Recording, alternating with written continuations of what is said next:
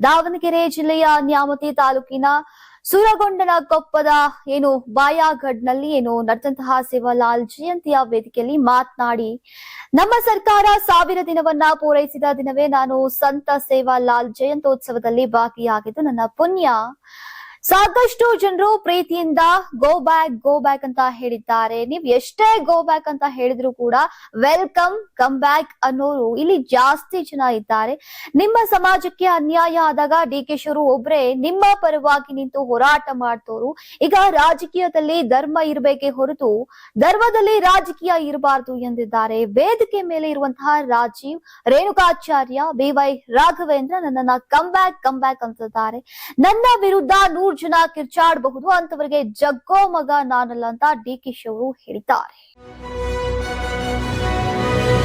ನಾಯಕತ್ವ ವಿಚಾರವಾಗಿ ಬಹಿರಂಗ ಹೇಳಿಕೆಗಳನ್ನ ನೀಡದಂತೆ ಹೈಕಮಾಂಡ್ ಸೂಚನೆ ಬಳಿಕ ಕೂಡ ರಾಜ್ಯ ಕಾಂಗ್ರೆಸ್ನಲ್ಲಿ ಬಣಗಳ ನಡುವಿನ ಸಂಘರ್ಷ ಮುಂದುವರೆದಿದೆ. ಸಿದ್ದರಾಮಯ್ಯ 5 ವರ್ಷ ಸಿಎಂ ಅಂತ ಯತೀಂದ್ರ ಸಿದ್ದರಾಮಯ್ಯ ಹೇಳಿಕೆಗೆ ಪ್ರತಿಕ್ರಿಯಿಸಿರುವಂತಹ ಕಾಂಗ್ರೆಸ್ ಶಾಸಕ ಗಣಿಗ ರವಿಕುಮಾರ್, ಯತೀಂದ್ರ ಸಿದ್ದರಾಮಯ್ಯ ಅವರೇ ನಮ್ಮ ಹೈಕಮಾಂಡ್ ಎಂದಿದ್ದಾರೆ. ನಮ್ಗೆ ಹೈಕಮಾಂಡ್ ನೋಟಿಸ್ ಕೊಡಬಹುದು, ಆದ್ರೆ ಹೈಕಮಾಂಡ್ಗೆ ನಾವು ನೋಟಿಸ್ ಕೊಡೋಕೆ ಸಾಧ್ಯವಿಲ್ಲ ಅಂತ ವ್ಯಂಗ್ಯವಾಡಿದ್ದಾರೆ. ಯತೀಂದ್ರ ನಮ್ಮ ಹೈಕಮಾಂಡ್ ಅಂತ ಡಿಸಿಎಂ ಡಿ.ಕೆ. ಶಿವಕುಮಾರ್ ಅವರೇ ಹೇಳಿದ್ದಾರೆ. ಹೀಗಾಗಿ ನಾನು ಕೂಡ ಅದನ್ನೇ ಹೇಳ್ತೀನಿ. ಯತೀಂದ್ರ ಅವರು ನಮ್ಮ ಹೈಕಮಾಂಡ್ ಅನ್ನೋದನ್ನ 100ಕ್ಕೆ 100ರಷ್ಟು ಒಪ್ಕೊಳ್ತೇವೆ. ಯಾರು ಸ್ಟೇಟ್ಮೆಂಟ್ ಕೊಡಬೇಡಿ ಅಂತ 4 ಬಾರಿ ಹೇಳಿದ್ರು. ಆದ್ರೂ ಕೂಡ ಸ್ಟೇಟ್ಮೆಂಟ್ ಕೊಡ್ತಿದ್ದಾರೆ ಅಂದ್ರೆ ಅವರೇ ಸುಪ್ರೀಂ ಅಲ್ವಾ?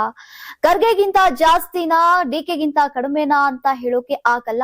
ಬೇಡ ಅಂದ್ರೂ ಕೂಡ ಮಾತನಾಡ್ತಿದ್ದಾರೆ ಅಂದ್ರೆ ಪವರ್ಫುಲ್ ಮ್ಯಾನ್ ಅಂತ ಹೇಳೋ ಮೂಲಕ ಈಗ ಪರೋಕ್ಷವಾಗಿ ಯತೀಂದ್ರ ವಿರುದ್ಧ ರವಿಕುಮಾರ್ ಅವರು ಆಕ್ರೋಶವನ್ನ ಹೊರಹಾಕಿದ್ದಾರೆ.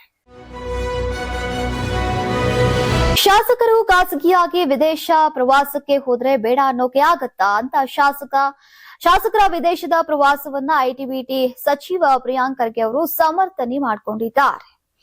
ಖಾಸಗಿಯಾಗಿ ಟೂರ್ ಮಾಡೋದು ತಪ್ಪಾ? ನಾವು ಎಲ್ಲೋ ಹೋಗ್ಬಾರ್ದಾ? ನಮ್ಮ ಪಕ್ಷದ ವಿಚಾರ ಬಂದಾಗ ನಾವೆಲ್ಲ ಒಂದೇ. ಕಳೆದ ವರ್ಷ ಕೆಲವರು ಹೋಗಿದ್ರು, ಅವತ್ತಿಲ್ಲದ ವಿಚಾರ ಈಗ ಯಾಕೆ? ಹೋಗೋರನ್ನ ತಡೆಯೋಕೆ ಸಾಧ್ಯವೇ ಅಂತ ಶಾಸಕರ ಟೂರ್ ವಿಚಾರವಾಗಿ ಸಮರ್ಥನೆ ಮಾಡಿಕೊಂಡಿದ್ದಾರೆ ಖರ್ಗೆ ಅವರು. ಇನ್ನು ಕಾಂಗ್ರೆಸ್ನಲ್ಲಿ ಅಧಿಕಾರ ಹಂಚಿಕೆ ಗೊಂದಲದ ವಿಚಾರಕ್ಕೆ ಪ್ರತಿಕ್ರಿಯೆ ನೀಡಿದಂತ ಅವರು ಬಿಜೆಪಿಯ ಅವರ ಒಳ ಜಗಳದ ವಿಚಾರ ಮುಚ್ಚಿಡೋಕೆ ನಮ್ಮ ಮೇಲೆ ಬೆರಳು ತೋರಿಸ್ತಾ ಇದ್ದಾರೆ. ನಮ್ಮಲ್ಲಿ ಗೊಂದಲ ಇಲ್ಲ, ಹೈಕಮಾಂಡ್ ಕೂಡ ಸ್ಪಷ್ಟವಾಗಿ ಹೇಳಿದೆ. ಖರ್ಗೆ ಅವರು ಈ ವಿಚಾರವಾಗಿ ಸ್ಪಷ್ಟನೆ ಮಾಡಿದ್ದಾರೆ, ಸ್ಪಷ್ಟನೆ ಕೊಟ್ಟಿದ್ದಾರೆ. ಇನ್ನು ಗೊಂದಲ ಎಲ್ಲಿದೆ? ನಮ್ಮಲ್ಲಿ ಯಾವುದೇ ಗೊಂದಲ ಇಲ್ಲ ಅಂತ ಖರ್ಗೆ ಅವರು ತಿಳಿಸಿದ್ದಾರೆ. ನಮ್ಮ ಸರ್ಕಾರ ಜನರಿಗೆ ಒಳ್ಳೆದನ್ನ ಮಾಡ್ತಾ ಇದೆ, ಅದನ್ನ ಸಹಿಸಿಕೊಳ್ಳೋಕೆ ಆಗ್ತಾ ಇಲ್ಲ. ಈಗ ಜನ ಇವರಿಗೆ ವೋಟ್ ಮಾಡಲ್ಲ ಅನ್ನೋದು ಈಗ ಇವ್ರಿಗೆ ಗೊತ್ತಾಗಿದೆ. ಇದಕ್ಕೆ ವಿರೋಧ ಮಾಡಿ ಮಾತಾಡ್ತಾರೆ ಅಂತ ಬಿಜೆಪಿ ವಿರುದ್ಧ ಹರಿಹಾಯ್ತಿದ್ದಾರೆ. ಯಾರಾಗ್ತಾರೆ ಎಂಎಲ್ಎ ಅಭ್ಯರ್ಥಿ 2028 ಶೀಘ್ರದಲ್ಲೇ. ಪ್ರತಿದಿನ ಒಂದೊಂದು ಕ್ಷೇತ್ರದ ಟಿಕೆಟ್ ಆಕಾಂಕ್ಷಿಗಳ ಸಂಪೂರ್ಣ ಮಾಹಿತಿ ಪೊಲಿಟಿಕಲ್ ಜರ್ನಲಿಸ್ಟ್ ಕೆಎಂ ಶಿವಕುಮಾರ್ ಅವರಿಂದ. ಕರ್ನಾಟಕದ ನಂಬರ್ 1 ಡಿಜಿಟಲ್ ಮೀಡಿಯಾ ನಿಮ್ಮ ನೆಚ್ಚಿನ ಕರ್ನಾಟಕ ಟಿವಿಯಲ್ಲಿ ಮಾತ್ರ.